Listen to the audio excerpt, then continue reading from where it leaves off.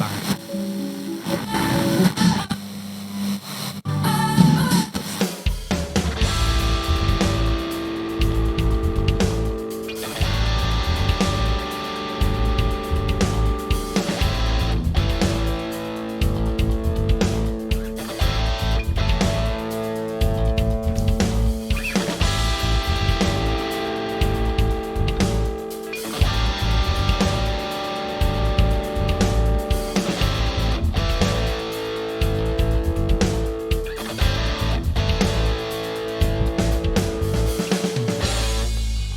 And welcome back to another episode of Carmi Cast. I'm your host, Denton Weiss. With me, as always, over in the corner, I've got Skylar Anderton. Hello. And today's guests are Lance Yearby, Malinda Nelson, and Tommy Scates. How are you guys? Good. We are here today to talk about boots, bulls, and country music.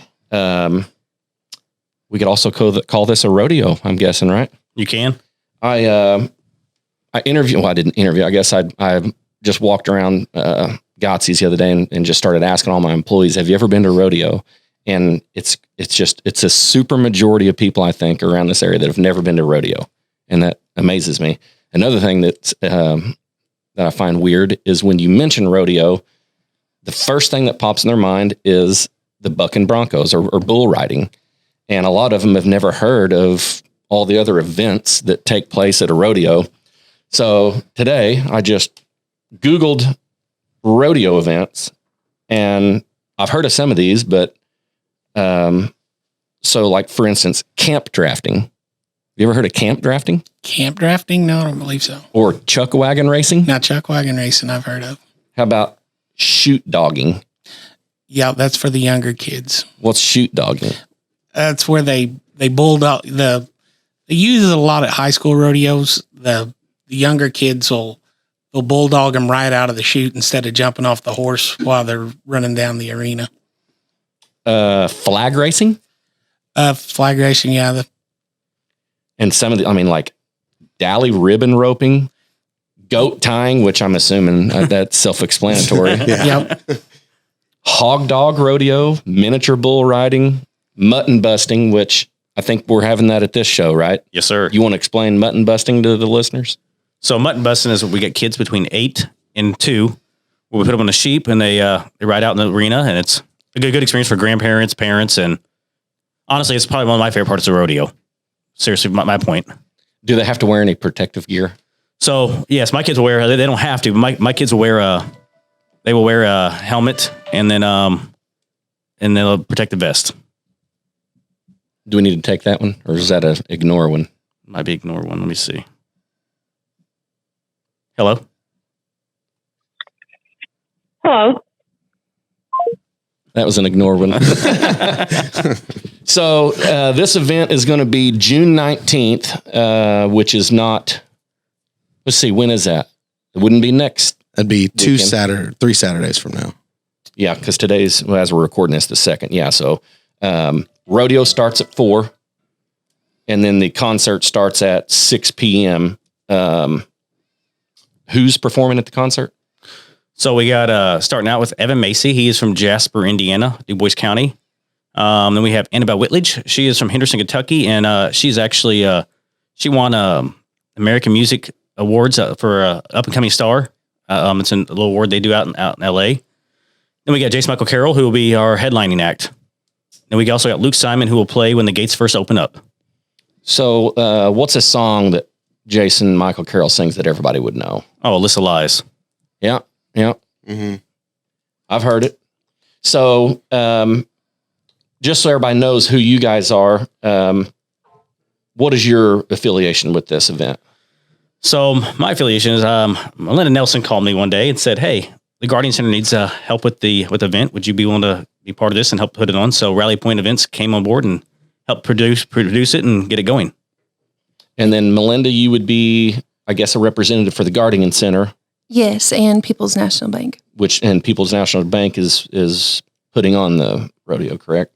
What in the world made you think of a rodeo? Or was this your idea? It was my idea. So when I was a little girl, as well as for my boys who were younger, one of my most favorite things is to go to Sykeston Rodeo for the rodeos and the country music concerts. And the Guardian Center is a non-for-profit agency, which in the past, the events were no longer, a huge success for donations. Sometimes dinners can run their course. And right. So I went to Lance and I said, I have this idea, but I need your help. And he goes, what's that? And I said, I'm going to suggest that we have a rodeo and a country music concert. And he said, really? And I said, yeah. And he said, how are you going to do that? And I said, I'm calling my buddy Tommy and we're going to go from there. So that's how it all came together. So speaking of Tommy, what's your role in this? I'm one of the subcontract bringing bulls. You're in charge of bringing all the animals in. Not all of them, but a portion of them. There'll be some other stock contractors there from other places, but we'll have probably 12 to 15 bulls there. So we're having bull riding, which is like everybody thinks it is. Yep. The cowboy gets on the bull and he takes off and he's got to stay on for 8 seconds, just like the movie. Yep. Speaking of 8 seconds, have you ever seen the movie? I have. When I was younger, if you asked any girl in my class what their favorite movie was, it was always 8 seconds. Everybody wanted to see Lane Frost. Yeah. So we'll have bull riding. We're already going to do the mutton busting. Am I saying that right? Yes, sir. And what else is going on? Any other events or just those two mainly? We got barrel racing. So barrel racing, I always think of, I don't know why movies always pop in my head, but have you ever seen Pure Country with George Strait? The girl that he runs into, she was a barrel racer, right? Yes. And I guess all it is you have 2 barrels. 3 barrels. They run a cloverleaf pattern. Okay. And then they do it once or they got to go through a couple Just times? once. And they time them and whoever has the best time wins. Yep. So since you're in charge of the bulls, what do you do? You just go out there and pick the craziest bulls that you think are going to just act the craziest? Or No, it's these days it's more with breeding. Years and years ago, that's what they did. They'd go through them, and whoever was good and bucked cowboys off, that's the one they kept. But these days it's more with breeding, and if they don't want to do it, they go to McDonald's and Burger King. Right. And it's bred into them, and I've got bulls you can pet, hug on, love on, and they will throw cowboys off. Have you ever done bull riding? Nope. You're too smart for that, huh? Yes. I started out calf roping and team roping. And then I got into... So calf roping's where you chase the calf down as quickly as possible, lasso him, and then you got to jump off, tie their feet, right? Tie 3 feet together. Yes. It always amazed me how fast they can tie the feet together. Yep. Like I wish I could put a hook on a fishing line that fast. Lots of practice. I bet. Another question that I always had, what keeps the bull from flipping out when they've already got him on it and he's in the little corridor or whatever? We start with them before they're a year old. We start with them in the chute, and we start with we put a 15-pound dummy on them. It's just a box, and we turn them out with it on, and they buck for 4 seconds, 5 seconds usually, and we'll click it off of them. We got a remote control, but we start them out when they're a yearling and just keep on going, and they get to where they're comfortable standing in there. Some of them, it takes a little longer, but usually by the time they're 4 to 5 years old, they're getting the hang of things and they know what it's all about. So I'm assuming you have a ranch somewhere that all this takes place at. Yep. Where I've got a place up by Springerton where mainly I've just got cows up there now. And then the partners that I'm with, Wade and Will Crane, they keep all the bulls up there at their place, and they've got arenas up there that we train them at. And it's one of those things you just it's good to have good friends that you can deal with this stuff with. Yeah. Yeah. I just always thought it was funny that they'll be sitting on that bull's back and the gate's closed. He don't care, but it's like the second that gate opens, I got to get this thing off me. Yep. As fast as humanly possible. And I mean, sometimes when we're shoot breaking them, like I don't do it as much anymore, but you can get down there on them and they're shaking. They're ready for it. So, how do you find somebody crazy? Cause when the bull kicks the guy off, you always have clowns that have to run out there and essentially put themselves in harm's way. Yep. Those guys, I think, are a little bit crazier than the bull riders. A lot of finesse. They're quick guys. They've watched it a lot. They've done it a lot. They know where that bull's going to be. They'll ask the stock contractor, how much room do I need to give him? What's he going to do when he comes out? And, the stock contractors will tell him, back off, give him a little bit of room so he doesn't come at you right off the bat. And, they're good at their job. They're worth every penny. Well, if you have anybody cancel for that job, I'd like to recommend Justin James to do that. I think he would be great in the ring with a bunch of bulls flipping out. Yeah, he'd look good with face paint on. Oh, man. So all this is to raise money for the Guardian Center, correct? Correct. So for those listening that don't know what the Guardian Center is, first of all, where is it? So the Guardian Center is located in Carmi, Illinois. They also have satellite offices in Gallatin County, Saline County, Wabash County as well. And what does the Guardian Center do? What's their sole purpose, I guess? So the Guardian Center's sole purpose is it's a very unique classification of individuals that interview children and possibly younger aged adults with special needs that have their lives have unfortunately been impacted in the most unprofound way. So it's a subject that people really don't like to talk about. Yes, which Right. also involves authorities as well. So the center, the girls there are fabulous. It's amazing how they handle everything, but they are also, the Illinois State Police and our local law enforcement are such an amazing factor in that as well. That's good. And that's one of the reasons why, Lance's idea with Mr. Carroll, bringing him in is his songs, and he understands how the impact was. He had one of his daughter's friends was impacted in that manner. And we thought this would be a great way to kind of bring community awareness as well. And this all takes place at the fairgrounds, right? It does. Uh-oh. Do we need to take this one? Yeah. Hello. Hey, how you doing? Good. How are you? Good. This is Jason Michael. I am so sorry for being 12 minutes, 13 minutes late. Wow. Okay. You're good. How are you?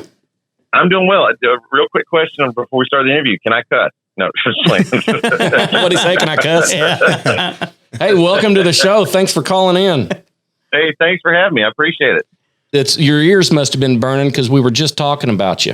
Talking mad junk. I know I was late.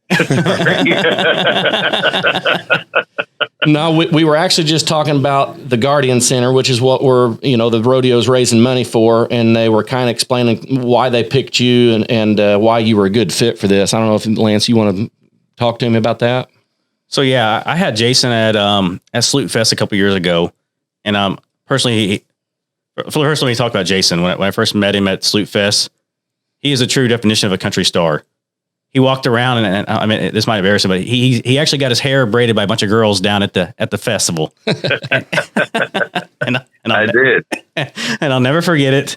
So there's nothing better than a better fit than have him. He's a prior service. He's a Marine. He wrote the song List of Lies, which is about abused child. So it fit perfectly. And the relationship I built with him and his manager there's no one else I thought would better fit than this. Well, I appreciate that. Thank you so much. Just as, I always try to do as much as I can for the military. So that was a great show, that Salute Fest event. I had a great time for that. And, it's always about trying to give back the best way you can, either through songwriting. And if a song that I write actually triggers emotion that can be something that can be used in a situation like this, then I think that's pretty awesome. Yeah. So, you said that his daughter's friend had a tragedy happen or something. So Jason, you want to refresh us on how you came up with the song and how you're able to write it and tell about the. I remember it was took you a while to write the song and really develop it. It did. So my dad was a fundamental independent Baptist preacher. He was a Marine before that, and my dad was the most valuable player in 1973 for the Marine Corps, football player. He was a running back, had a full scholarship to Rice University. When my dad and mom started going to, after he got out of the Marine Corps, he went to, at this point they were already married. They went to Rice to check out the campus, and they were told that they don't have married quarters, so my dad would have to live on campus for a year, and then he could move out and live off campus. And my dad looked at my mom and said, "I married you, not football." Sounds like a love story. But my dad, he had some vices at the time. And I remember when I was 7 years old, it was my job when I was a kid to take my brother and sister whenever they would fight around the house to the living room and sit down on the couch and hold their hands. And my mom would steer the fight away from the wherever we were in the house. And when I was 7, my dad found Jesus. A preacher pulled up in our yard, witnessed to my parents. My parents quit drinking, quit smoking, cold turkey. And the one thing that couldn't stop was my dad had some anger issues. And so when I was 13 years old, I got up off the couch where my brother and I were sitting, and my sister. And I walked around the corner, and as I was leaving, my brother grabbed my wrist and said, "Jason, don't." And I said, "I have to." And I walked into the kitchen, and I said, "You won't touch her again." And he looked at me, and he said, "What?" And he put her down, and he came at me. And from the time I was 13 till I was 21, my dad and I fist fought. So, and my dad was a big bad Marine. Not saying I ever had a chance in hell at defending myself, but at least took the brunt of what was going on in the family. And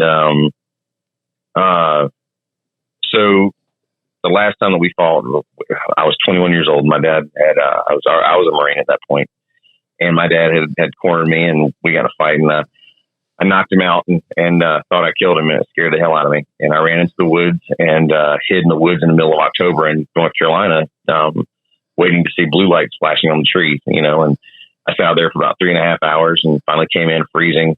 And my mom told me that she woke him up and she put him to bed, and that was it. That was the last time. But we had a very strange relationship after that. I remember I had moved to Texas, and one of my visits back home to North Carolina, I had written a song. A friend of mine had written a poem about child abuse, and I read it and was like, wow, that thing hit me hard. And so on my way home, I started the idea for Alyssa Lies. And I wrote the first verse and the chorus in about a week and a half. And the second verse, I could not lock in. I mean, to the point of migraines when you're struggling so hard to work on something that is so close to being what you want it to be, but you can't get it right there. And then after 2 years, I finally finished it. I think I'd go crazy if it took me 2 years to write a song. It took me a minute. Crazy is relative. I mean, I told you I was a Marine. Yeah, that's true. Yeah, that's true. We appreciate your service. What did you do in the Marines? I was a 3051 admin supply. So my dad owned a forklift company out of the Marine Corps. He was a mechanic at Cherry Point. He was working on helicopters. And so when he got out, he started working on forklifts. And my dad had the preventative maintenance contract for Imes Company Dog Food at one of their warehouses. And my dad would wait till probably 11 o'clock at night to go to Imes after all the supervisors had gone home, and he would take my brother and I up there. My brother and I were probably 10 and 12 years old, and my brother and I would race forklifts down the aisles. We weren't technically allowed to drive them at that point. Race forklifts down the aisles to the grinder area, spray them all down, grease all 20-something fittings on the forklift, and take it back and put it on the floor. And my brother and I got a kick out of racing each other and seeing how many we could do versus the other one. But my dad got a kick out of it because he was in the break room most of the time while we were working. And so when I got, when I was growing up and I swore I'd be nothing like my dad, I fell for the whole Uncle Sam wants you. You want a life of adventure? Yeah. You want a life of excitement? Heck yeah. Uncle Sam wants you. Cool. So it has that. I filled it out. I'm thinking I'm going to be putting warheads on foreheads, and instead they have me driving a forklift. I'm like, God dang it, I've been doing that for 10 years already. Yeah, you probably should have lied in the interview. They wouldn't have stuck you doing that. Well, if I'd have been smart enough, maybe I wouldn't have got forklift. Yeah. They would have stuck me in the kitchen. I own a restaurant, so that's where I'd have been if I'd have went into the military. Well, one of my favorite times during boot camp was when they actually had us working the opposite company's chow hall. And to this day, I actually do all the cooking at home. My wife does not cook. Her ex-husband had her convinced that she wasn't a good cook, which she's actually a pretty good cook. But I made a deal with her years ago. I hate doing dishes. I'd rather throw everything we have in the house away and buy new ones. So I do the cooking, and she does the dishes after I'm done. If I don't, I've gotten to the point now where I kind of do them as I go. But yeah, it's a pretty good deal. It sounds like. Yeah. So my kids, whenever I go on the road, like I just left yesterday, we're in Nashville now. And my kids, they said, well, I wonder how skinny I'm going to get while you're gone, Dad. So Jason, how old are you? I'll be 43 in 2 weeks, June 13th.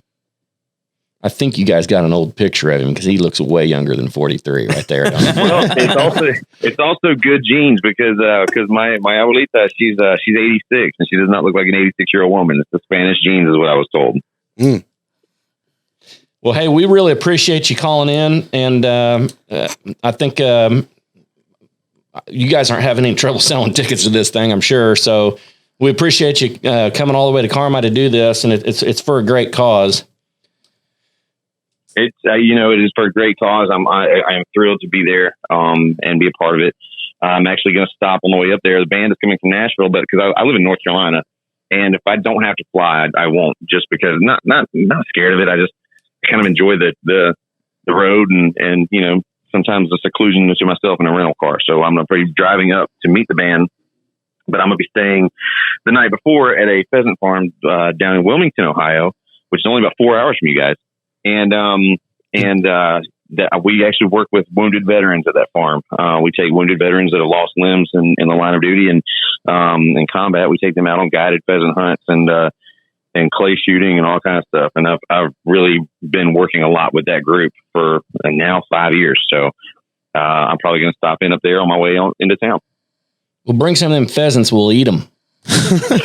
Well, right now they just got a load of chicks in, so it's going to take a while to grow now. But at the end of the season, yeah, they're awesome. You guys have anything else for him before we let him go?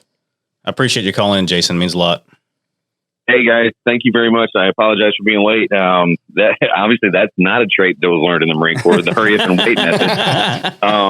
But apparently I've fallen pretty good into this musician role. So yeah, there we go. Well, I'm sure you're a busy guy. Well, guys, thank you. I had a song write today. Went well. And I actually was sitting here when Schmitty came in and said, you had a co-write 10 minutes or a phoner 10 minutes ago. I'm like, oh man, I was sitting here thinking about some of the ideas that I think I'm going to change in the song. So yeah, it was a good day. And you got a couple albums coming out, correct? We got 3 projects we're working on right now. One is during COVID, during quarantine, my drummer and I actually were at my house. He came up with this idea there in Raleigh. He was staying there in Raleigh with some friends and family.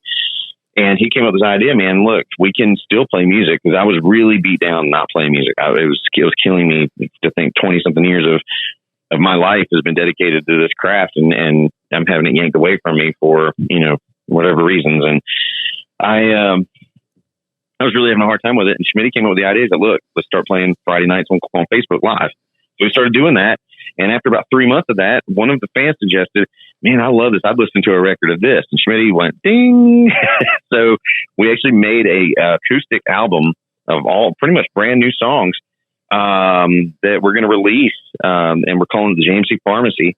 And it's Schmitty playing cajon. I'm playing acoustic and singing.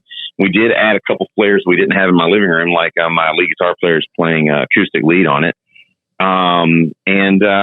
So we did that record. Then while we were doing that, a couple of the songs, people were like, man, I really want to hear a full band version of that one. So then they contributed to help us make a full record. So we have that full record almost done. And I've been working on a gospel record for about 1.5 years, and that's almost done being mixed as well. Busy. Good stuff. Yeah, that's good. Makes sense why you were a little bit late then. You got all that going on. I think we'll let it happen. Yeah, just give me 10 push-ups and we'll call it good. Right. Well, Jason, thank you, sir. We do appreciate it. Guys, I appreciate it. I'm looking forward to seeing y'all. All right, we'll see you. All right, bye. Bye. What a guy. Were you in the military? Yes. You were Army, right? Army. I did Iraq from 07, 09. What did he say? He's 43? 43. Trying to think when he would have been in the military. I mean, I'm assuming he would have went in when he was 18, but. It'd have been after 21 from the stories he was saying. Yeah. He sounds like a real down-to-earth person, too. Oh, yeah. Mm-hmm. And I didn't realize people worked on more than one record at a time. Or an album, I mean. Definitely not 3 at a time. I mean, we only work on one podcast at a time. Yeah, Yeah, sort of. We got one sitting outside right now. That's true. Are they waiting to get in? So yeah, Boots, Bulls, and Country Music, June 19th at the White County Fairgrounds. Rodeo starts at 4. Concert starts at 6. Tickets are $15. Yes. And then children 12 and under are free with an adult present. I'm assuming there'll be food there too, food trucks and stuff. Yeah, so we got 3 or 4 food trucks come in. You got it's. I want to hit this real make this real clear. Coolers. You can bring a cooler in. It's $10 fee. Anything you want in your cooler. You can go back to your car and restock your cooler. So I want to make that clear to everybody. Bring your cooler. Just pay the fee. It's a personal size cooler. Okay. So that'd be the first time that's happened at the fairgrounds too, as well. I think they may have just got a couple hundred more people Sold me. Sold. Just no glass bottles and no plastic bottles unless it's water. Yeah. Right. But man, we hope that everybody puts a koozie over their can, of course. Right. Mm-hmm. But yes, Hey, they make them that look like Coca-Cola labels. So you can blend in with the crowd. Let's see. Anything else? Let's talk about some of the sponsors that have helped put this show on. So I know Wabash General Hospital's helping present the rodeo. And then, if I'm correct, Rice Motor Company's helping put the concert on, right? Correct. So we'd like to thank them for that. And then you can tell by the bottom of the flyer, there were countless other sponsors that donated to help get this thing going. And it'd be nice if a lot of people turned out for this. There's Carmi's a small town, and there's not a lot, usually that goes on, especially this last year and a half. So I think this is a good opportunity for people to get out, get a little vitamin D from the sun, and maybe see a bunch of people they haven't seen in a while, and have some good entertainment and music to boot. and I go back to I can't think People's make enough. I mean, without their lead, without their initiative, this never would have happened. I mean, they got behind it. They wanted to make this happen, and they brought the other sponsors aboard. So that Malinda being there, this vision would never came to Carmi. Right. Well, Yeah, I'm excited. Thank My you- kids thank love you, it. Lance, but Tommy was like the ringleader for me behind all this. He was my go-to guy for this. So Tommy has a lot of help with this. Yeah, I kind of want to go visit Tommy at his ranch. I think it'd be fun to watch I the think- training in Come on. action. So- Take some cameras out there. Yeah. yeah. Did you think bull riding would be good for him? Oh, yeah. Yeah. For me, no way. Yeah. I'm I'd be down. more of a mutton buster. Big sheep. And I also want to thank Rafter 7P Productions. They have been great to work with. I mean, Ben Perlowitz, Yep. he He puts on a good show. it's a heck of a show, and he came in. Now, what company is this? You said? It's Rafter 7P Productions. They were the production company for the rodeo, and he actually did a great deal for the Guardian Center, helped them out because they knew what it was for the event, and that's because of Tommy. He was able to facilitate that. So I can't thank Tommy and Ben enough. I mean, they have been rock stars for this whole event. Yep. Ben, he does a good show. He's out of Missouri, and he's just in the last couple of years started coming over into Illinois and putting on some shows, and I'm doing one for him this weekend in Jasper, Indiana, and it'll be well worth the watch. So how many of these rodeos or whatever you want to call them, you think you participate in a year's time? Right now, we've just from now till about November 1st, we'll haul bulls to Probably 17 or 18 events. Oh, wow. My gosh. That's not what I expected to hear. Me either. Mostly weekends? Mostly. There'll be a few Mondays, but mostly weekends. So you can't wait for the winter so you can enjoy weekends again. Yeah. Oh, no, we're going to fix that. We're going to get some indoor ones going this winter. That's what I hope. Dina Carter will actually be there this weekend in Jasper for the rodeo with them. Strawberry wine. Yes. I feel like you are a big beef eater. Yes. Like you like steak. And Yes. yeah, I can see that. Don't care about pork though, right? I'll eat anything. I see a discount in your future at Gotsy's. Yeah. Yeah, you need any meat you need to get rid of. Just let me know.